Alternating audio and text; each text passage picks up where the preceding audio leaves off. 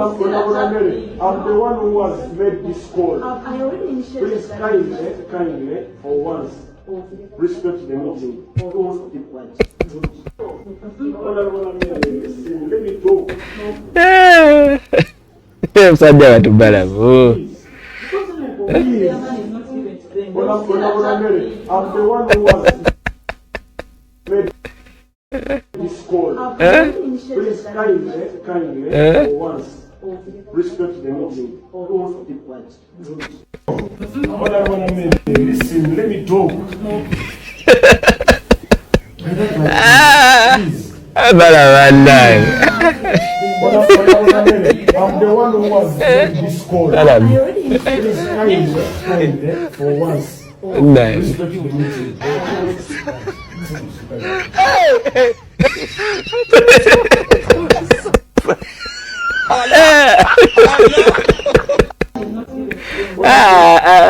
Anag. Uganda anag. We started in the gear and up to now we are still in gear. Things are running speed. Whether Uganda is a country, whether we have got content. We have content every day we are getting content to discuss, to react on. So the situation which Balaam is facing in the field reminds me statements which have been made by different ministers who have served in local government. When you look at exactly what Balaam is facing, I remember what the clerk to parliament, Adolf Mwesige, said at the induction of members of parliament. Adolf Mwesige, when inducting these members of parliament, he told Balaam, my friend Balaam, I'm not saying this because I'm making you, I'm worrying you. No, but you will face this. But the good thing is Balaam is a good listener. So qualities of a good leader is that one of the qualities of a good leader must listen. And Balaam is walking the talk. Yes, Balaam is a good leader because one is on the ground, two is a listener. He listens to people, because you cannot make a decision without listening. So he listens, then after makes a decision. So Balaam will manage this local government. But before we discuss all these things, let us first look at the message which was said by the clerk to parliament, Adolf Mwesige. Adolf Mwesige, me when I was growing up, actually starting to understand things, I saw Adolf Mwesige in the government. We used to have these calendars of minister of the cabinet of Uganda, and Adolf Mwesige was there. So I think his message came in a good way. Came just to because he's the man who has got experience when it comes to serving government. Let's take a look and watch his message. You have no choice but to remove it. He says, remove everything, remove your underwear. Can you argue? You cannot argue. I have gone through it myself. I have gone through the heart, and by gaining the whole world, it means you have no choice but to remove it. He says, remove everything, remove your underwear. Can you argue? You cannot argue. I have gone through it myself. I have gone through the heart, and by gaining the whole world, it means you have titles of... Adolf Mwesige was trying to paint a picture that, yes, you cannot argue with different people. One of those people that you don't need to argue with, they are doctors, medical workers. If a doctor tells you, please do this and this, please, you just do it as up. Sleep here, lie here, do this, remove your pants, remove your underwear. You just do those things as up. So here it was highlighting people who are not supposed to be, to have a face-off with, to argue with. Now, like the speaker, the judge, then also doctors, excuse me. honorable member, but then at the end of the 5 years or 10 years, you have no home. Even the ministries that I worked in was the Ministry of Local Government, and this is not to annoy my brother, Honorable Barugahara. I worked in local government for 7 years, and at the end of the day, I earned a brain tumor out of the Ministry of Local Government. But this does not scare you. Now, I recovered, and that is why I thank His Excellency the President. I recovered. The most stress-free ministry in government. Can you guess it? Ministry of Defense. Major General Masaka will tell you why. What is saying here, this Adolf Mwesige, is right. By the way, to me, most leaders, they feel burdened by how electorates, the demands of the electorates, like you in that ministry and people flock in your ministry every day and night. So the Ministry of Defense, whether me, I'm one of those people who don't wish my minister to be in the Ministry of Defense. Ask me why.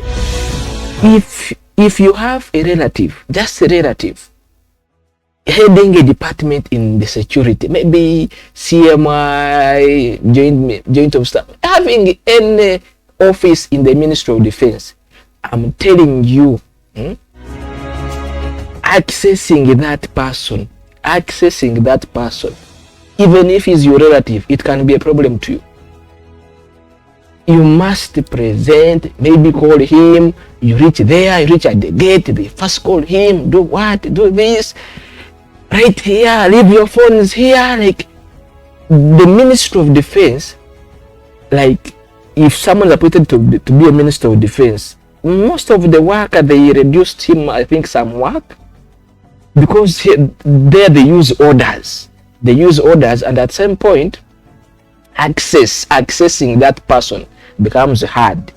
Do you know, like when you're walking, going to, because I heard some people saying now why COVID got over, but why are we being subjected to COVID testing then whenever we are visiting State House? At some point, when we are visiting some of these offices, yes, at some point, these people feel challenged. But nothing challenging, I'm telling you, nothing challenging like having a relative in these ministries, in these offices, and you find hardships in accessing these people for help. Nothing like, like I want to access certain minister, a certain friend, my brother, my sister, and is in this office.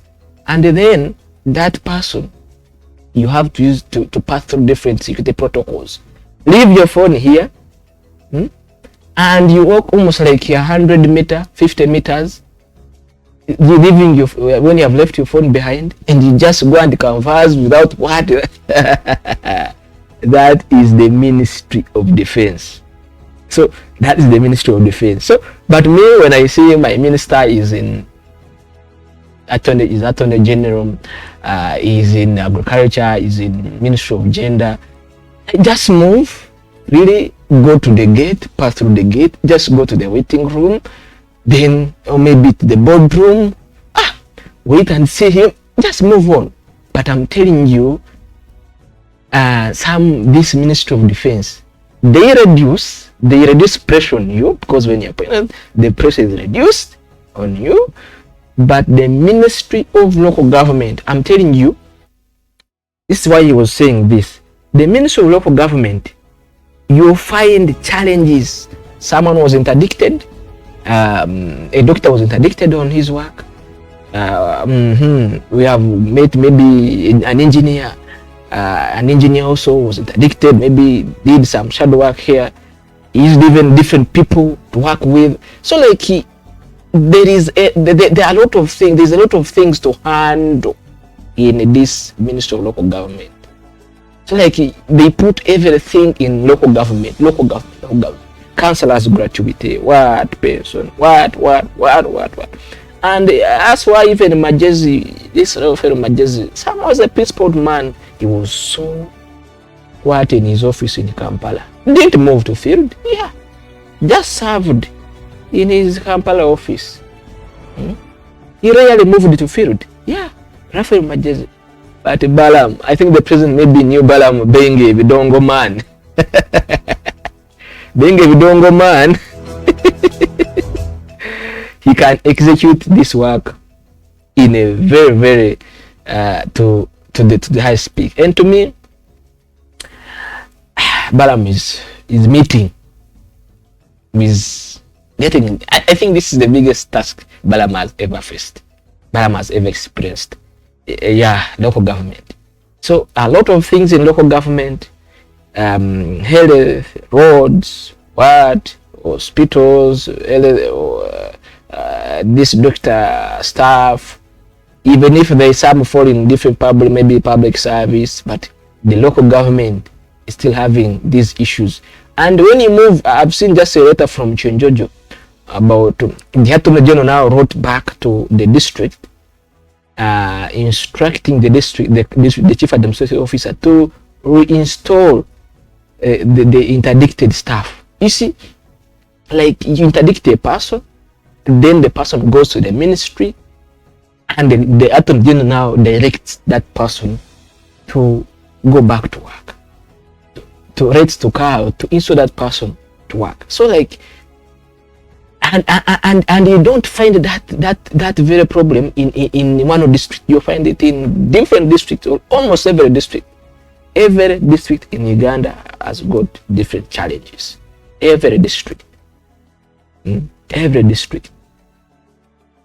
Staff, the staffing problem, absenteeism, juniors, seniors, like I'm a senior, I'm a junior, what? The deals, you know those deals. So Balaam is facing all this because is facing all the drama. What I send this to them, my district chairperson, my district chairman, did this, did that. So those are the dramas we can see between Balaam and Nameere. And when we go to the statement by the former minister, the former minister of state for local government, this Victoria Rusoke, while handing over that office to Justine Nameere, she made a very serious statement. And that statement, what she made, was like, the president is, yes, saying that we have failed here and there. Yes, we have failed. But these accounting officers, they have power. They have much power. Where does the accounting officer get this much power? I direct an accounting officer to remove this and this person, and for you, you say no. So this person, this former member of parliament for Kabarole district, Victoria Rusoke, also felt frustrated in that office of local government and said, yes, the president may say we have failed, but where are these people getting all these powers? So she left the office also when she was disappointed, and she made all these statements when she was handing over his office, when handing over this office in Kampala to Justine Nameere. So let us accept that the Minister of Local Government, there are so many issues to handle, and Balaam as a person is trying the best. And this grandson of Kabalega, it's just the beginning. This is just the beginning of the work. He should just tighten his boots and get ready for the field. I want to thank you for watching CTV. And if you find this video very informative, drop your thoughts in the comment section. Don't forget to share, subscribe, and see you in the next video. My name is John for CTV Uganda.